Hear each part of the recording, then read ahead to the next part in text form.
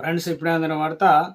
Bank account ఉంటే చాలనమాట ఈ పని అనేది చేసుకోవాలనమాట. కొత్త రూల్స్ అనేది రావడం జరిగిందండి అన్ని రకాల బ్యాంక్ అకౌంట్లకు సంబంధించి. సో ఆ వివరాలు ఏంటన్నది మన వీడియోలో తెలుస్తున్నాం. సో వీడియోని చివరి చూడండి, అర్థమవుతుంది. మొదటిసారి ఛానల్ వస్తే తప్పకుండా సబ్స్క్రైబ్ చేసుకోండి. చూస్తున్నారు కానీ లైక్ చేయడం మర్చిపోతున్నారు, వెంటనే లైక్ చేయండి. వివరాలకి అయితే వెళ్ళిపోదామండి లేట్ చేయకుండా మనం. సో ప్రతి ఒక్కరికి మినిమంగా 1 నుంచి 2 ఇక 3 ఇలా బ్యాంకులు అయితే ఉంటాయి. వారి అంటే శాలరీ అకౌంట్కి ఒకటి అని చెప్పేసి ఇలా 2-3 అకౌంట్లు కూడా ఉంటాయి కాబట్టి, సో క్రాప్ లోన్ అని చెప్పేసి ఇలా బ్యాంకులకు సంబంధించి చూసుకున్నట్లయితే కొంతమందికి ఒక అకౌంట్ అయితే ఉంటుంది కదా. అయితే ఇప్పుడు కొత్తగా ఏం చేస్తున్నారంటే చాలామందికి ఎస్బీఐ అకౌంట్ ఉంటుంది, ఇతర ప్రైవేట్ బ్యాంకుల్లో కూడా ఉంటాయి కదా. అయితే కొత్తగా బ్యాంక్ ఖాతా ఓపెన్ చేయాలన్నా కూడా మనం ఏం చేస్తారంట, సో ఇందుకు సంబంధించి బీమా పాలసీ తీసుకోవాలన్నా కూడా వరుస పెట్టి అప్లికేషన్ నింపాల్సిందే కదా.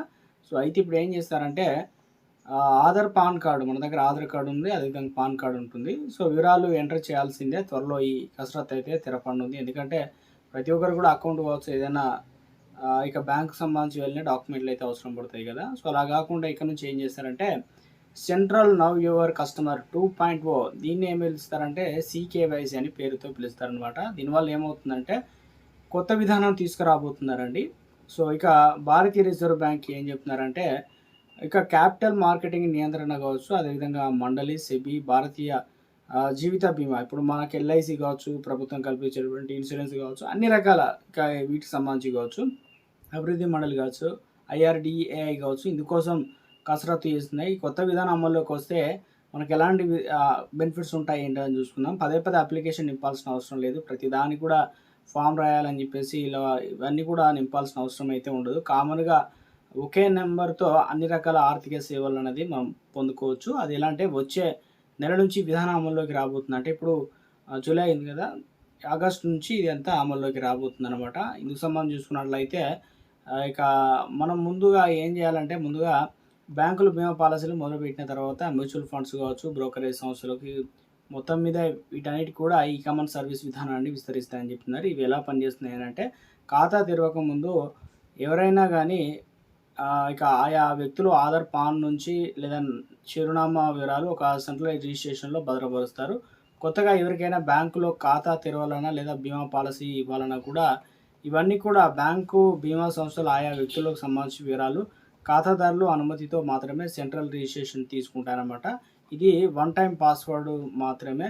ఒకవేళ అప్డేట్ పూర్తి వివరాలు కావాలని ఇదే పద్ధతిలో అయితే అనుసరిస్తారనమాట. అంటే సో ఇక ఇప్పుడు ముఖ్యంగా సివిల్ స్కోర్ ఎలాగానో అలాగే అన్ని బ్యాంకింగ్ బీమా కావచ్చు అన్నిటికీ కూడా ఒక సీకేవైసీ అనేది తీసుకురావడం జరిగిందనమాట. ఆధార్ కార్డ్, పాన్ కార్డ్, మన డీటెయిల్స్ అన్నీ అందులో ఉంటాయన్నమాట. స్పెషల్గా ఒక నెంబర్ అయితే ఉంటుంది.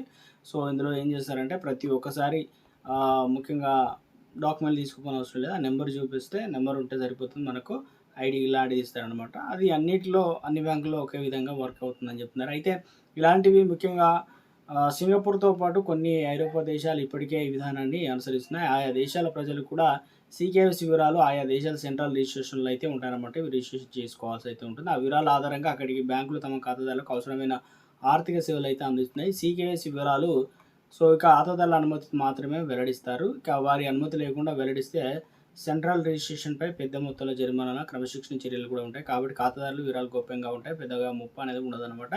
సో ఇక మన దేశంలో 2024కు సంబంధించి నాటికే 84 కోట్ల మందికి బ్యాంక్ ఖాతాలు అయితే ఉన్నాయి. వీరిలో చాలా మందికి మ్యూచువల్ ఫండ్స్ పెట్టుబడులు కానీ, బీమా పాలసీలు కానీ, పెన్షన్ సదుపాయం కానీ లేదు.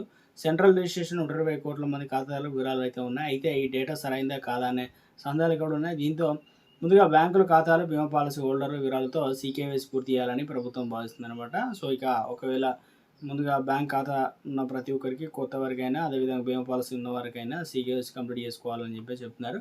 సో ఈ కేవైసీ సంబంధించి ఇక అమల్లోకి వస్తే దేశంలో ఆర్థిక సేవల రంగంలో మరిన్ని మార్పులు చోటు చేసుకోబోతున్నాయని చెప్తున్నారు. ఇవన్నీ కూడా సో ఎలా చేసుకోవాలి ఏంటి ఇక ఇందుకు సంబంధించి ప్రస్తుతం అయితే విధానం అయితే తీసుకురాబోతున్నారని చెప్తున్నారు అనమాట. సో మొత్తానికి అయితే ఒక లేటెస్ట్ అప్డేట్ అయితే ఇవ్వడం జరిగిందన్నమాట.